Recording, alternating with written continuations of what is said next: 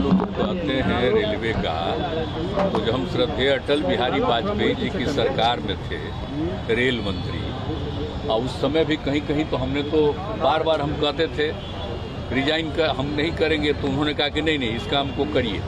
और जब यूपी में तो यहीं पर हो गया था बहुत ज़्यादा, वेस्ट बंगाल में बहुत बड़े पैमाने पर, आप समझ लीजिए 1999 में जब हम थे, हाँ, तो वो हम थे रेल मंत्री ही, और वो एक्सीडेंट वहाँ हो गया था। वहाँ जा करके देखे, और जब लोगों के मृतक लोगों को देखे हमको इतनी तकलीफ हुई।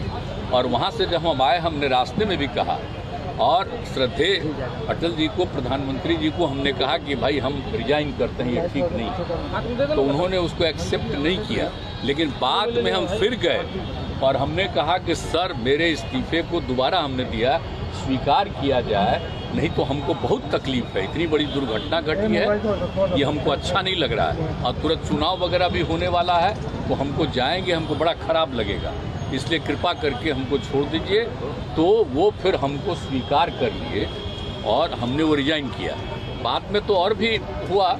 फिर इसके बाद में जब हमको फिर किए, तो हमने उसी समय रेलवे के लिए ये तय किया कि सर अगर हमको दोबारा बना रहे हैं, बाद में हम आए उसके 1.5 महीना के बाद, 1.5 साल के बाद, तो जो तय किया गया कि जो चीज़ सब रेलवे के बारे में जो हुआ उसको स्वीकार किया गया, और वही काम जो प्रारंभ हुआ उसके चलते रेलवे की स्थिति बेहतर हुई।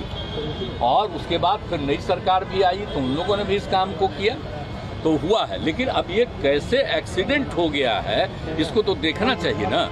और पहले आप जानते हैं रेल का जो डिपार्टमेंट होता था उसका बजट पेश होता था अलग से, आप जानते हैं ना। और सारे लोग, आपको नहीं मालूम है, पूरे लोकसभा में और राज्यसभा में सबसे ज्यादा लोग उसी के बारे में कहते थे। और जब हमको फिर मंत्री बने, तो हमने सारे लोगों को, जितने एमपी और इसके होते थे लोकसभा राज्यसभा, सब की बात सुनते थे, और उनके इलाके में 6 महीने में एक काम जरूर करवाते थे।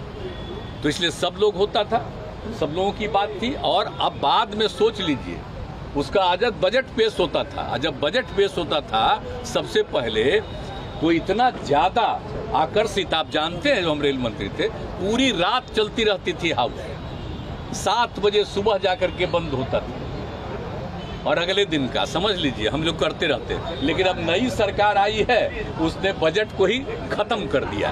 तो इन लोगों को कोई सेंस है जी? आज जो है प्रधानमंत्री, उनको सोचना चाहिए ना कि उनके राज्य में कितना विकास के लिए गए, कितना काम किया। इन सब चीजों को तो यादें नहीं रखेंगे, तो छोड़िए ना, हमको उन सब की बात नहीं है। लेकिन मुझे बड़ी तकलीफ हुई, और मेरे कार्यकाल में जब हुआ, तो आप समझ लीजिए रिजाइन करने वाले बहुत कम, 1-2 लोग थे। और हमने कहा कि हम किसी कीमत पर, और उसके बाद में सब चीज को कितना संभाला। अब अभी हो रहा है, अच्छा नहीं लग रहा। हम तो कुछ कहते नहीं है, हमको उस पर दुख प्रकट किया, हमने तो कुछ नहीं कहा। लेकिन अब आज आप पूछ रहे हैं तो आपको कह रहे, यानी रेलवे का जो होता था, अगर इसी को फिर जगह हर बार सदन में बातचीत होती, तो जितने लोग सदस्य थे, एमपी और दोनों जगह के, लोकसभा राज्यसभा, सब कितना करते थे। और आप जानते हैं कि किस तरह से लोगों के बीच में सारी बातों को रखी जाती थी, और कितना अलग मिल करके सारा बात होता था। तब आजकल तो ऐसा कर दिया है कि अब तो बिल्कुल अलग हो गया। रेल मंत्री को इस्तीफा देना चाहिए। ये हम किसी के बारे में कुछ कहने वाले नहीं। अपनी बात तो बताइए ना। ये तो हम अपनी बात बता दिए आपको। हमको तो आदरणीय प्रधानमंत्री जी चाह रहे थे कि नहीं, लेकिन फिर भी जब हमने कहा, तो जब हम उनको एकदम एक बार रिजेक्ट कर दिए, दोबारा जब हम जा करके हाथ जोड़ करके हम चरण स्पर्श करते हुए कहते रहे कि हमको छोड़ दिया जाए, बहुत गंदा हुआ, तो अंत में वो स्वीकार की। तो बात अलग, हम किसी को क्यों कहेंगे आप करिए नहीं करिए, लेकिन हम कह रहे हैं क्या रेलवे का जो बजट पेश होता था, वो तो उस तरह का प्रावधान नहीं ना होता है जी। नहीं तो एक चीज बात तो सबको मालूम होता। और आप जानते हैं इस देश में सबसे पुराना जगह क्या है? रेल है। और सबसे ज्यादा जरूरी क्या है? लोगों की सुविधा किससे है? उसी पर ना चलते हैं लोग।